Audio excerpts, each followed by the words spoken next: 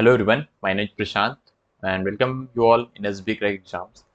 आज हम इस सेशन में एनडीए का जो 100 डेज का स्टडी प्लान है फॉर मैथमेटिक्स वो डिस्कस करने वाले हैं कि अगर आपके पास 100 डेज लेफ्ट आउट हुए हैं और एनडीए 2020 की आप प्रिपरेशन कर रहे हो तो आपको कौन कौन से चैप्टर्स पे ध्यान देना चाहिए, किन चैप्टर्स पे कितना टाइम आपको इन्वेस्ट करना चाहिए, क्या उनके एनालिसिस है, क्या प्रीवियस ईयर में क्वेश्चंस कितने क्वेश्चंस उनसे आ रहे हैं, हम ये सारी चीज़ों पे डिस्कशन करेंगे। और कैसे आपको पेपर को अप्रोच करना है ये भी हम डिस्कस करेंगे, क्या आपको तैयारियां करनी है, क्या आपको चीज़ें छोड़ देनी है, सिलेबस क्या है और मार्किंग सिस्टम क्या है, ये थोड़ी बात ये भी हम डिस्कस करेंगे। लास्ट हम डिस्कस करेंगे कि किन चीज़ों का हमें ध्यान रखना है प्रिपरेशन करते टाइम, राइट, ताकि आप अच्छे से अच्छा स्कोर कर पाओ, है ना। सबसे पहला पार्ट जो है वो है हमारा मार्किंग सिस्टम का। हम वहाँ पे चलते हैं। मार्किंग सिस्टम मैथमेटिक्स में आपको पता है एक क्वेश्चन 2.5 मार्क्स का होता है। नेगेटिव मार्किंग होती है 0.83 मार्क्स की, है ना। टोटल नंबर ऑफ क्वेश्चन 120 होते हैं, टोटल नंबर ऑफ मार्क्स 300 होते हैं, राइट। एनडीए 2022 मैथ्स का सिलेबस है। जैसा कि आपको पता है कि class 11th and class 12th का जो सीबीएसई बोर्ड या जो भी हम बोले स्टेट बोर्ड का जो भी मैथमेटिक्स का सिलेबस होता है ऑलमोस्ट सेम सिलेबस है, ठीक है। सेट रिलेशन फंक्शन हो गया, क्वाड्रेटिक हो गया, ट्रिग्नोमेट्री हो गया, sequence series, complex matrix, determinant, differential calculus, integral calculus, analytical 2D vector, analytical 3D, permutation combination, polynomial, probability, statistics, logarithm, binary numbers. ये चैप्टर्स मैंने ऐसा सेट कर रखे हैं कि कौन सा चैप्टर आपको पहले पढ़ना है, कौन सा चैप्टर आपको बाद में पढ़ना है। सी, क्योंकि कुछ चैप्टर्स में ऐसा होता है कि कुछ प्रॉपर्टीज जो यूज हो रही होती हैं वो हमारी कुछ दूसरे चैप्टर से आ रखी होती हैं, राइट। तो हमें इस बात पे ज़्यादा फोकस करना है क्योंकि हमारे पास 100 डेज हैं, हम थोड़ा अच्छे से कवर कर सकते हैं चीज़ों को। तो हम फोकस ट्राई करेंगे कि हम बेसिक से स्टार्ट करें, राइट, ताकि हमें बेसिक वाली चीज़ें भी आती जाएं, एडवांस भी उनके साथ में सीखते जाएं। तो इसका ये मतलब है कि हमें बेसिक प्रॉपर्टीज पहले थोड़ी क्लियर होनी चाहिए। जैसे कि सीक्वेंस सीरीज की प्रॉपर्टी होगी कि अर्थमेटिक की प्रॉपर्टी होगी कि वो पूछते हैं अर्थमेटिक मीन क्या होता है। ये चीज़ स्टैट्स में यूज होती है, सीक्वेंस सीरीज की चीज़ ये स्टैट्स में यूज होती है। तो इससे पहले आप स्टैट से पहले आपको क्या पढ़ना पड़ेगा, सीक्वेंस सीरीज पढ़ना पड़ेगा, तभी आपको वो आइडिया क्लियर होगा, वो कॉन्सेप्ट आपको क्लियर होगा, राइट। तो ऐसे ही हम स्टार्ट करते हैं। सबसे पहले चैप्टर से जो आपको सबसे पहले पढ़ना है वो है set relation function. Maximum number of question आप देख सकते हो कि 15 आए हैं, मिनिमम नंबर है यहाँ पे आप देख सकते हो कि 5 आए हैं, राइट। और यहाँ पे 2022 में जो है वो रिसेंट ईयर में 9 क्वेश्चन यहाँ पे पूछे गए हैं सेट रिलेशन फंक्शन से। ये जो इंपॉर्टेंट टॉपिक यहाँ पे क्या है कि maximum number of question set से ही पूछे जाते हैं, कुछ रिलेशन से पूछे जाते हैं, इक्विवेलेंस रिलेशन क्या होता है, फंक्शन क्या होता है, minimum function, onto function. तो बेसिकली यहाँ पे आपको थोड़ा सा डेफिनेशन जो दे रखी है, सेट्स की डेफिनेशन क्या होती है या फिर रिलेशन की डेफिनेशन क्या होती है, फंक्शन की डेफिनेशन क्या होती है, डोमेन रेंज क्या होते हैं, इन पे आपको थोड़ा सा आपको पढ़ना पड़ेगा अच्छे से, ताकि आप डेफिनेशन अगर आपकी क्लियर है तो आप अच्छे से अच्छा इसमें स्कोर कर सकते हो, है ना। यहाँ पे आपको गुड नंबर ऑफ क्वेश्चन की प्रैक्टिस करनी है। तो बेसिकली आप डे 1 से स्टार्ट करोगे, डे 8 तक, और 2 आवर आप पर डे डिवोट करोगे सेट रिलेशन फंक्शन को। स्टार्टिंग है, थोड़ा सा हम चलेंगे अच्छे से, ठीक है, लाइन अप चीजें करते रहेंगे। और आपको ये ध्यान रखना है कि आप जब भी कोई चैप्टर पढ़ने बैठो आपको अपना खुद का एक नोट बनाना है। हम आपको स्टडी मटेरियल प्रोवाइड कराएंगे, पीडीएफ नोट्स आपके पास सब कुछ होंगे, बट आप एक अपना हैंड रिटन नोट्स भी बनाओगे उसके साथ में, जिसमें आप बहुत इंपॉर्टेंट चीजें ही लिखोगे जो कि ये आपके कंटेंट में, जैसे कि आप जब कंटेंट पढ़ने बैठोगे तो आप पे कॉन्सेप्चुअल वीडियोस चलेंगे आपके सामने। सैंपल आप करोगे तो सैंपल में भी हमारे पास सोल्यूशन से वीडियोस के अप्रोच है कि कैसे अप्रोच करना है, इस पर्टिकुलर टाइप के क्वेश्चन कैसे अप्रोच करना है। डे 5 to 6 आप प्रीवियस ईयर पे बैठोगे, लेक्चर्स और स्टडी मटेरियल, है ना। तो जो भी प्रीवियस ईयर क्वेश्चन है उनको कैसे अप्रोच करना है ये भी हमने वीडियो सोल्यूशन सभी के दे रखे हैं। डे 7 पे आप क्विजेस करोगे, डे 8 पे आप प्रैक्टिस एक्सरसाइज करोगे। तो क्या अप्रोच होनी चाहिए पर्टिकुलर क्वेश्चन किसी करने की, सपोज दैट अगर आपके माइंड में कुछ नई अप्रोच स्ट्राइक करती तो भी आप नोट डाउन करते हुए चलोगे, राइट। तो पेन एंड पेपर के साथ में आपको बैठ के पढ़ना है। फिर आप नेक्स्ट टॉपिक पे पढ़ोगे क्वाड्रेटिक इक्वेशन, इन इक्वेशन पे मैक्सिमम नंबर ऑफ क्वेश्चन 11 यहाँ पे आए हैं और मिनिमम नंबर यहाँ पे 3 आए हैं, और रिसेंट ईयर में यहाँ पे देखो 5 आए हैं, राइट। टॉपिक अच्छा है, स्कोरिंग टॉपिक है, और यहाँ पे भी बस बिल्कुल छोटे से कॉन्सेप्ट में पता होनी चाहिए कि sum of product, root of product, है ना। नेचर क्या होना चाहिए रूट्स का, ये हमें पता है, कैसे निकालते हैं, डिस्क्रिमिनेंट क्या होता है, छोटी छोटी चीजें अगर आपको पता है इसमें अच्छे से अच्छा स्कोर आप कर सकते हो, है ना। तो ये डे 9 से डे 12 तक आपको क्वाड्रेटिक कवर करना है पूरा। फिर आप ट्रिग्नोमेट्री पे आओगे। ट्रिग्नोमेट्री में क्या है, देखो मैक्सिमम नंबर ऑफ क्वेश्चन आते हैं ट्रिग्नोमेट्री टॉपिक से ही आते हैं। अगर डिफरेंशियल इंटीग्रल की बात भी हम करें तब भी जो ट्रिग्नोमेट्री टॉपिक है बहुत ही ज्यादा वास्ट है, ठीक है, और इससे बहुत ज्यादा क्वेश्चन आते हैं। तो बेसिकली यहाँ पे आप देख सकते हो रिसेंट ईयर में 16 क्वेश्चन आए, मिनिमम नंबर ऑफ क्वेश्चन जो है वो 9 आए हैं, राइट। तो यानी कि कम से कम क्वेश्चन भी आएंगे ना तो भी वो आपको 9 to 10 के अराउंड मिलेंगे, यानी कि 25 मार्क्स के अराउंड तब भी आपको इस केवल ट्रिग्नोमेट्री टॉपिक से मिलेंगे, क्योंकि एक क्वेश्चन 2.5 मार्क्स का होता है, राइट। ट्रिग्नोमेट्री में बेसिकली आपको क्या करना है कि आइडेंटिटीज क्या होती हैं, फॉर्मूलेस क्या होते हैं, ये आपको याद रखना है। ट्रिग्नोमेट्री रेशियो क्या होते हैं ये आपको ध्यान रखना है। प्रॉपर्टी ऑफ ट्रायंगल्स क्या होते हैं, कैसे उन्हें अप्रोच करना है, इन टाइप के क्वेश्चंस पे आपको ज्यादा फोकस करना है, थोड़ा कॉन्सेप्ट अच्छे से सीखना है, और आपको क्या करना है क्वेश्चंस को का ज़्यादा से ज़्यादा प्रैक्टिस करना है, प्रैक्टिस करते रहना है, राइट। तो डे 13 टू डे 20 आप ये करने वाले हो, और डे 21 को आप जितना भी आपने प्रीवियसली पढ़ रहा है, जो भी 2-3 टॉपिक जो आपने पहले पढ़े हैं, जैसे सेट रिलेशन हो गया, क्वाड्रेटिक हो गया और ट्रिग्नोमेट्री हो गया, पूरा बैठ के आप एक बार जो अपने अपने हैंड रिटन नोट्स बनाए थे उन्हें आप रिवाइज कर लो, राइट। क्योंकि रिवीजन अगर आप नहीं करोगे तो आप मैथमेटिक्स में आप अच्छा स्कोर कभी नहीं कर पाओगे, राइट। तो ये आपको करते रहना है।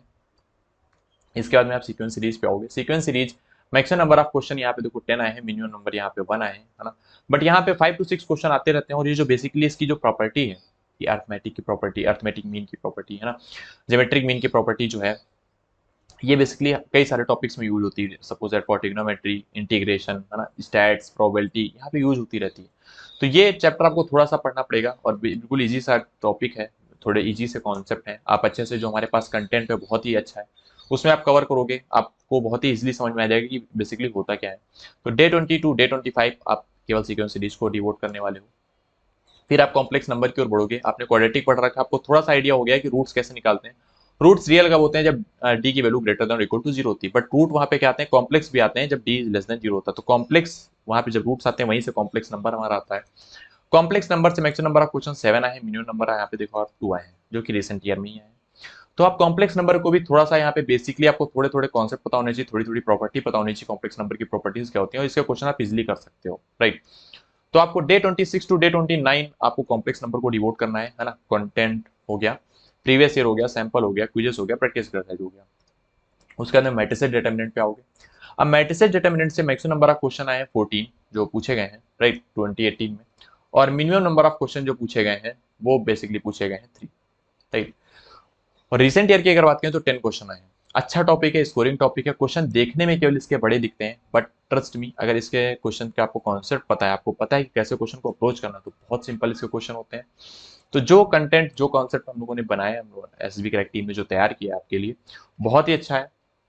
डे 30 से डे 37 तक आपको पूरा कवर करना है ना। डे 38 को आपने जितना भी पहले प्रीवियसली पढ़ा है वो आपको रिवाइज करना है। हम रिवीजन को साथ साथ में लेके चलेंगे, क्योंकि ताकि आपको ना बाद में कंफ्यूजन ना हो चीजों में, right.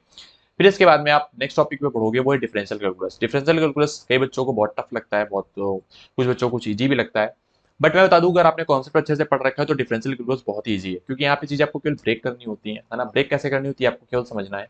Maximum number of question आप देख रहे हो कि 23 आए हैं, मिनिमम नंबर यहाँ पे 6 आए हैं। बट आप देख रहे हो कि रिसेंट में जो ट्रेंड बना हुआ है वो 12 to 15 क्वेश्चन के अराउंड ही बना हुआ है। इससे कम नहीं आते, इससे ज्यादा नहीं आते हैं। तो आपको प्रैक्टिस करनी है डिफरेंशियल कैलकुलस के क्वेश्चन को अच्छे से, क्योंकि लिमिट, कॉन्टिन्यूटी, डिफरेंशियबिलिटी के क्वेश्चन यहाँ पे पूछे जाते हैं। आपको बेसिकली अगर पता है कि अप्रोच कैसे, ट्रिक कैसे इसमें लगानी है, जो ट्रिक हमने कंटेंट में सिखाई है, अगर आपको वो पता है तो आप क्वेश्चन को इजीली कर सकते हो। यूपीएससी आपको ऐसा कोई क्वेश्चन नहीं देगा कि जो आपको 5 मिनट या 6 मिनट आपका क्वेश्चन ले ले, राइट।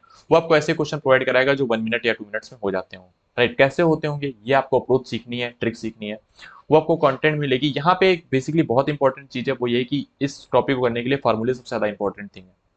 अगर आपको फार्मूले नहीं जल्दी याद होते हैं तो आप उसे कहीं पेस्ट कर लो, लिख लो। फार्मूले इसमें सबसे ज्यादा इंपॉर्टेंट रोल प्ले करते हैं। So day 39 to day 46 you are going to sit and all the differential calculus you are going to cover, है ना। उसके बाद में इंटीग्रल कैलकुलस की अगर आप बात करेंगे तो इंटीग्रल कैलकुलस में 10 के अराउंड क्वेश्चंस हर बार आते हैं, ठीक है। और इंटीग्रल कैलकुलस का भी सेम सीन है। डिफरेंशियल में आप चीजें ब्रेक करते हो, इंटीग्रल में आप चीजें कंबाइन करते हो, सिंपल सी बात है।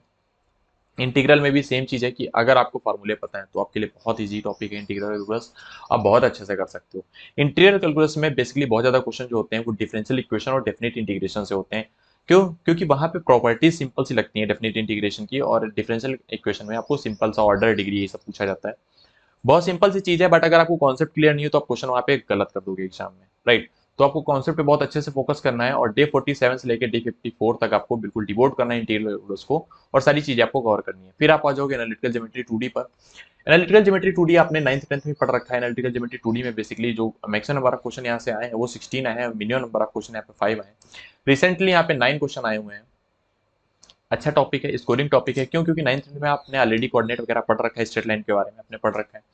यहाँ पे जो एडिशनल चीजें होंगी वो ये होंगी, कॉनिक सेक्शन होगा, सर्कल होगा, राइट। कॉनिक सेक्शन क्या होता है, आप बेसिकली एक जैसा समझाया गया, अगर आप ऐसे समझ लोगे एक चार्ट बना करके सबके बारे में अलग अलग, तो आपको बहुत इजीली समझ में आ जाएगा। और बहुत सिंपल सिंपल क्वेश्चन आते हैं कि सेंट्रिसिटी क्या होता है, हाइपरबोला क्या इक्वेशन इसमें से क्या है, बहुत ईजी है, केवल आप देखते ही इसको आंसर कर दोगे, राइट। तो ये चीजें आपको करनी है। डे 55 टू डे 62 आप ये पूरा कवर करने वाले हो। उसके बाद में आप वेक्टर अलजेब्रा पे आओगे। वेक्टर अलजेब्रा में अराउंड 5 क्वेश्चंस हर बार आ रहे हैं, आप देख सकते हो यहाँ पे, right. Maximum number of question यहाँ पे 8 आए थे, 5 क्वेश्चन पर हर बार आ रहे हैं, वो आप कवर कर सकते हो। और वेक्टर अलजेब्रा भी बहुत सिंपल सी चीज होती है, एनालिटिकल ज्योमेट्री 2D आप पढ़ चुके हो, तो बेसिकली आपको थोड़ा सा आइडिया हो चुका है। यहाँ पे आईजे के आपको इंट्रोड्यूस कराए जाएंगे जो आपको फिजिक्स में भी हेल्प करेंगे, है ना। तो इस तरह के क्वेश्चन आप कर सकते हो। यहाँ पे आपको केवल थोड़ा सा कॉन्सेप्ट सीखना है और क्वेश्चन की प्रैक्टिस करते रहना है। डे 63 टू डे 66 आपको पूरा डिवोट करना है वेक्टर अलजेब्रा को, 2 आवर पर डे आपको देना है, राइट। फिर एनालिटिकल ज्योमेट्री 3D पे आएंगे। आप देखो एनालिटिकल 2D हम पढ़ चुके हैं, एनालिटिकल वेक्टर हम पढ़ चुके हैं, तो एनालिटिकल 3D हमारे लिए इजी हो जाएगा पढ़ना, क्योंकि दोनों का मायने ही है।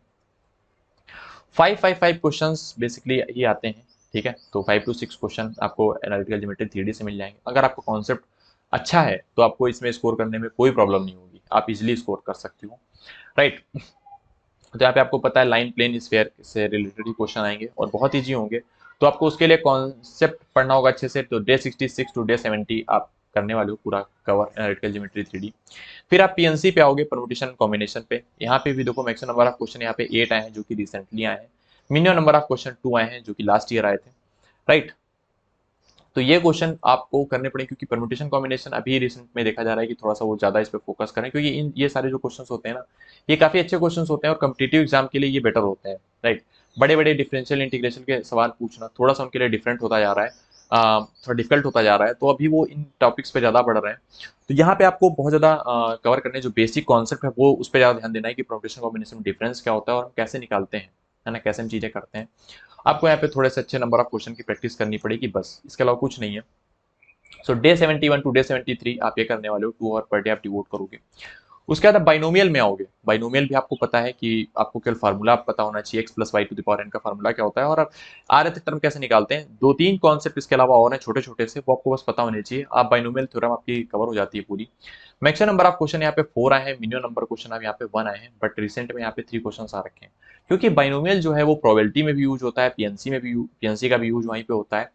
तो मैं आपको सजेस्ट करूंगा कि बाइनोमियल को भी आप अच्छे से थोड़ा सा देख लो, लाइटली मत लो, है ना, कि छोटा टॉपिक है लाइटली ले लेते हैं, नहीं।